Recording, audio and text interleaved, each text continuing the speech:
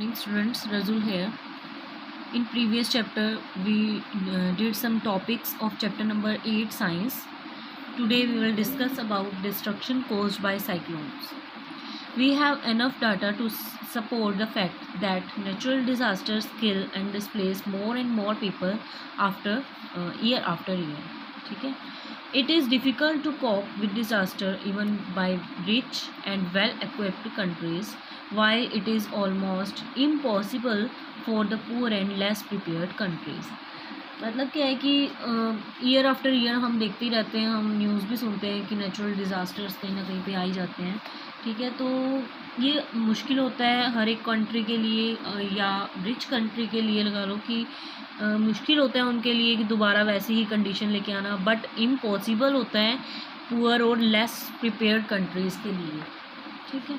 Cyclones can be very destructive as they travel over seas at 15 to 30 kilometre per hour and the strong wind push water towards the shore even when the storm is hundreds of kilometer away.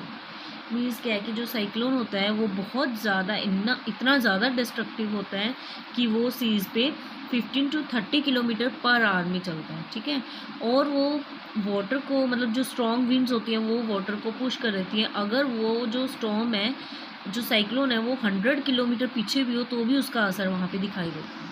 This is actually the first indication of an approaching cyclone. तो यही इसका first indication होता है.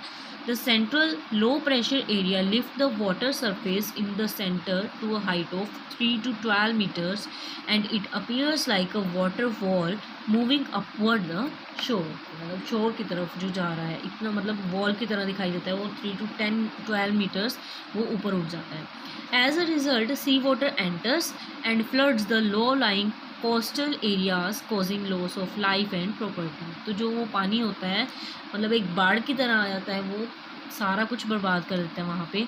This reduces the fertility of the soil also. मतलब वहाँ पे soil erosion भी हो जाता है क्योंकि वहाँ पे बाढ़ आ जाती है, तो बाढ़ से क्या होता है, सॉइल इरोजन हो जाता है. ठीक है. Since cyclones are accompanied by heavy rainfall it further worsens the flood situation. अब देखो, एक तो वो सी शोर से आ रहे हैं पानी, वो ऊपर से अगर बारिश भी इतनी ज़्यादा तेज़ आती है, वहाँ पे हैवी रेनफॉल होती है, तो वहाँ पे बहुत ज़्यादा बेकार सिचुएशन, वर्स्ट सिचुएशन हो जाती है. ठीक है, फ्लड आने लग जाते हैं वहाँ पे. In addition the communication system, livestock, trees, buildings, bridges and many other man-made structures are also damaged by high-speed winds and rainfall. When compared all over the world, damage due to cyclones is much more than the damage caused by thunderstorm. मतलब क्या है कि जो thunderstorm से नुकसान होता है वो कम होता है अगर हम देखें तो साइक्लोन से. ठीक है. So however more people are killed by lightning. ज़्यादा people killed होते हैं lightning से भी world over than due to cyclones. Natural disasters cannot be evaded, but we need to make effective use of available resources to minimize the loss of and destruction. मतलब क्या है कि natural disaster को हम रोक नहीं सकते, पर फिर भी हम कुछ एफर्ट्स कर सकते हैं कि जो हमारे पास जो अवेलेबल रिसोर्सेज हैं उनका कम से कम यूज़ करें ताकि लॉस और डिस्ट्रक्शन कम हो. नेक्स्ट है सेफ्टी मेजर्स. सेफ्टी मेजर्स कौन कौन से हैं, मतलब क्या हमें करना चाहिए इससे बचने के लिए. The Indian meteorological department constantly examines the coastline for likely occurrence of tropical storms with the help of multi-purpose satellites, that is INSAT. There is a chain of cyclone detection radars that are installed along the coastline which have proved to be an effective tool to cyclone warning work. मतलब यहाँ पे इन्होंने कुछ तरह के instruments बनाए हैं. ठीक है, मशीन्स वगैरह बनाई, रेडार्स बनाए हैं ताकि उनका पता लगाया जा सके साइक्लोन्स का. These radars can locate and track approaching tropical cyclones with in a range of 400 kilometres. इतनी रेंज के किलोमीटर मतलब इतनी रेंज में वो पता लगा सकते हैं साइक्लोन्स का with the help of radars. The national disaster management bill 2005 also emphasizes the setting up, maintaining and upgrading of early warning machines and broadcast information to the public every hour or half an hour when the cyclone is close to the shore. मतलब क्या है कि वो मतलब कुछ ना कुछ news बता देते हैं या ब्रॉडकास्ट कर इंफॉर्मेशन दे देते हैं हर एक आवर में या हर हाफ एन आवर में जहाँ पे भी साइक्लोन पास आता है, ठीक है, शोर के पास होता है। A cyclone alert is issued 48 hours prior to any approaching storm.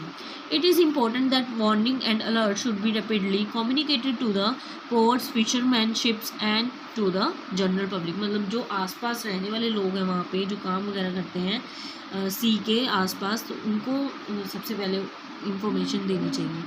Cyclone shelter should also be constructed in cyclone prone areas and proper arrangement be made to shift people at the time of need. The precautions to be followed by the people living in cyclone prone areas are: first one is warning issued by meteorological department through TV, radio or newspaper should not be ignored. मतलब जो भी meteorological department से जो भी news वगैरह आती है उनको इग्नोर नहीं करना चाहिए।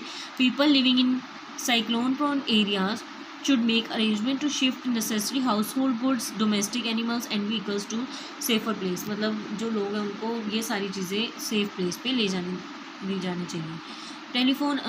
Phone numbers of all emergency services like hospital, fire brigade and police should be kept handy all the times.